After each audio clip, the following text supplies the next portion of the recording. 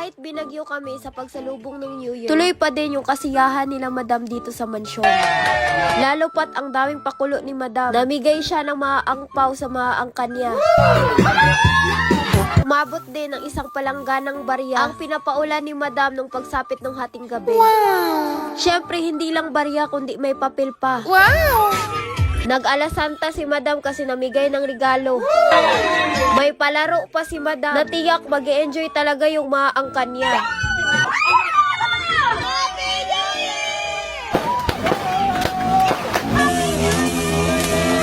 Sa nangyari nila madam sa Pasko, syempre iniwasan na ni madam na mangyari ulit yun. Eto nga at namili siya ng mga lulutuin. Ang lalaki nga ng mga crabs na pinamili ni madam. Paborito niya yung seafoods, kaya hindi pwedeng wala to sa handaan. Dollar na nga yung seafoods, dumoble pa yung presyo. Eto na lang ata yung hindi pa nabili ni madam. Hindi kasi kami nag-exchange gift nung Christmas, kaya sa New Year na lang namin gagawin. Etong madam nyo, nagbida-bida na naman.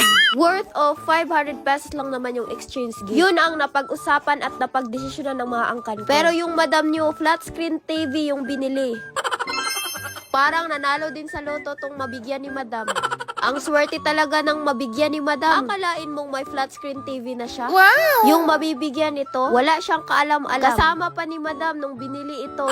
Nung nabili na nga, hindi na nag-aksaya ng panahon si madam, umuwi ka agad. Pagkadating nga, eto, busy-busy na pala sila sa pagluluto nitong minudo. Yung tatay ko yung naghihiwa ng mga ricados, tapos yung uncle ko yung nagluto. Ewan ko na lang kung hindi pa to sasarap. Dahil nag-join force na tong dalawa. Sa totoo lang, binigyan ko na sila ng kanya-kanyang gagawin. Sa nangyari namin sa Pasko, sinipagan talaga namin na magluto na lang sa New Year. Ang sarap na nitong minudo namin. Wow! Hindi na pala kailangang mag-order ng mga foods. Kasi ang galing palang magluto ng mga angkan ko. Yung auntie ko naman yung na-assign sa paghahanda nitong dessert. Habang ito nga si madam, hinanda nga niya yung mga ipanghalo niya sa lulutuin niyang seafood. Para malaman nga kung fresh pa tong mga ingredients na gagamitin. Tinikman nga ni madam bago nga ito hiwain. Pagkatapos nga niyang tinadtad yung mga ricados, eto at isasalang na niya yung malalaking crab sa kawali. Siyempre, papalambutin muna to ni madam. Mga 5 kulo, pwede nang isabak. Wow! Ang mga lulutuin nila madam na handa sa pagsalubong nga ng bagong taon. Yung mga paborito lang nilang mga putahe. Sa laki nga nitong crab, pinatadtad ko na nga kay papa. Sa pagluluto nito, ising-isi na kay madam to. Abay, ito yung lagi niyang ine-eksperimento. Kahit pa nga nakapikit itong madam nyo, alam na alam niya kung ano yung dapat niyang gawin. Eto nga at magyayabang na naman si madam sa pagluluto nitong seafoods. Una niyang nilunod yung hipon, tapos sinunod nga niya itong crabs.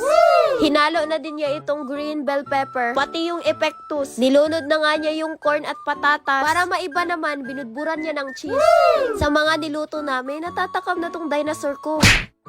Wow! Tabi lang muna kayo dyan, dadaan yung lechon. Thank you, Sneakers Lechon, the best ka talaga. Ready na yung venue namin mamaya dito sa rooftop. Pero itong madam nyo, busy pa sa pagbabalot nitong mga ibibigay niyang regalo. Nagpatulong na nga din siya sa auntie niya. Sa dami ng babalutin ni madam, baka abutin pa siya kinabukasan nito. Minsan lang kasi makakatanggap ng regalo itong mga angkan ko. Nung Pasko nga, pabalik-balik sa kwarto ko. Kasi wala talaga akong binigay. Siyempre, babawi si madam nitong New Year. Pagkatapos nga may balot lahat tong mga regalo, niready na din ni madam yung ipapaulan niya sa alas 12 ng hating gabi. Abay, pinag-ipunan talaga to ni madam. Ang yabang-yabang pa nitong madam nyo kasi sa planggana pa talaga nilagay. Tama talaga ako, mabot talaga ng isang palanggana tong ipanghahagis ni madam. Yung hinanda ni madam na angpaw sa Pasko, syempre sa New Year na niya ipapamigay. Para isahan na lang ba? Nagsiakyata na nga kami dito sa rooftop. Walang makakapigil sa amin kahit binagyo pa kami. Pero bago ang lahat-lahat, mag-picture-picture lang muna kami. Dahil nga sa dami namin, tamang siksik na lang talaga. Dinasalan nga muna ni tatay yung pagkain bago namin dinunggaban. Walang tigil pa din yung ulan. Pero andito pa din kami sa rooftop nagsalo-salo. Hindi kami magpapatinag sa ulan lang. Abay, sinayawan lang talaga ng mga angkan ko. Buti na lang talaga ulan lang. Walang halong malakas na hangin. Kung hindi, magsiliparan talaga kami lahat dito. Habang kumakain nga, sumasayaw pa nga kami dito. Antindi talaga ng mga pamilyang ito. Abay, tuloy pa din ang pagbuhos ng ulan. Kami, tuloy pa din sa pagsayaw namin dito. Wala talagang alam yung mga angkan ko kung ano yung mga ipapamigay ko. Tahimik lang mga yan, pero alam kong nag-expect talaga yung mga yan. Umembot pa nga lalo nung nilabas na ni madam yung angpaw. Biglang nagka-full energy talaga. Sinasabi ko nga sa inyo, ito lang talaga yung magpapabuhay sa kanila ba. Tignan mo naman yung mga ngiti nila papuntang tainga na. Abay, sino ba naman yung hindi mapapasayaw dito? Yung mga angkan ko, buhay na buhay. Siyempre, hindi din kakalimutan ni Madam itong mga mababait niyang mga pamangkin. Pwera na lang dito sa mga to.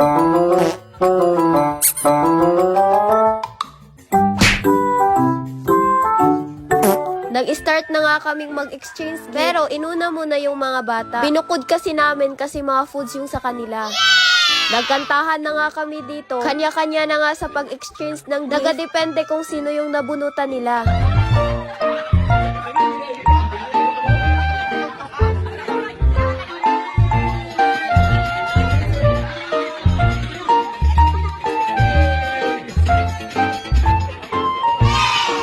Ito talaga yung pinakahihintay nilang inabangan.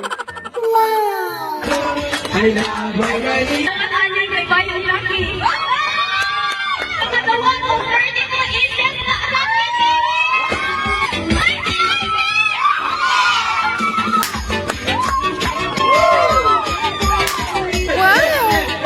Abay, literal na nag-exchange gift lang talaga kami ng regalo. Ako din pala yung nabunot niya. Kanya-kanya na nga kami sa pagbubukas nitong mga regalo na tanggap namin. Etong isa kong pinsa nakatanggap ng 24 karat gold. Eto talaga yung gustong matanggap ni Madam na regalo. Baso at kutsara. Eto na nga si Madam, naging santa na naman. Siya na naman yung namimigay ng regalo sa mga angkan niya.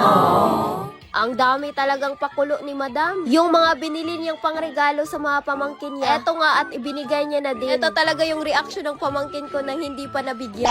Aalis na sana siya pero nung tinawag na yung pangalan niya, pagka laki-laki na nangiti.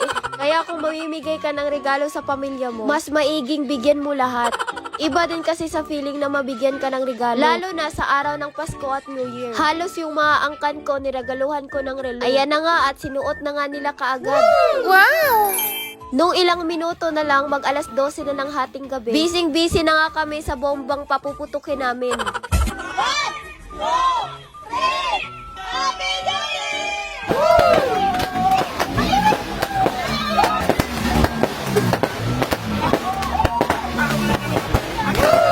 Bago nga ako bumili ng mga paputok, nagtanong talaga ako sa mga binilhan namin kung safe ba talaga to. Mahirap na kasi may mga pamangkin ako. Buti na lang talaga yung mga oras na yan, humina na yung ulan. Pero kami halos lahat, basang-basa na kami niyan. Ang saya lang isipin na sama-sama kaming nagsalubong ng New Year. Eto nga at dito na tayo sa pag-games ni Madam. Simple lang naman yung laro, madaling manalo tong mga angkan ko.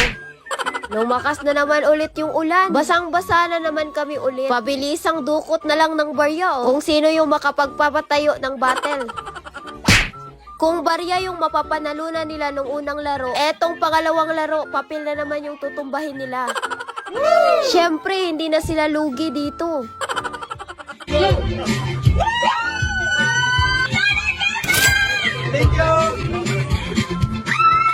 Ewan ko kay tatay, ang daming nakatayong pera, 50 pa talaga yung napatumba. Buti pa yung mga girls, ang lakas ng mga fighting spirit. Dito naman sa ikatatlong laro, malas pa din si tatay.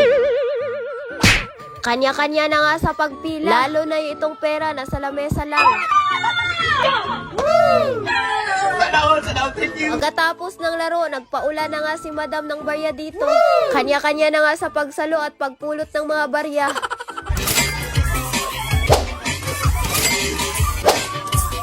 Kung may pabarya si Madam, eto na nga yung pagpapaulan niya ng papel.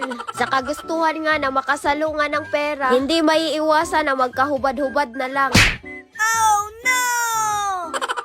Kanya-kanya na lang talaga sa diskarte sa pagsalo ng pera, pero hindi talaga may iwasang magkasakitan.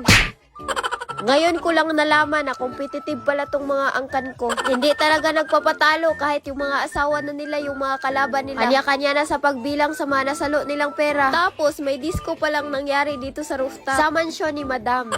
Ewan ko kung anong klaseng sayaw to.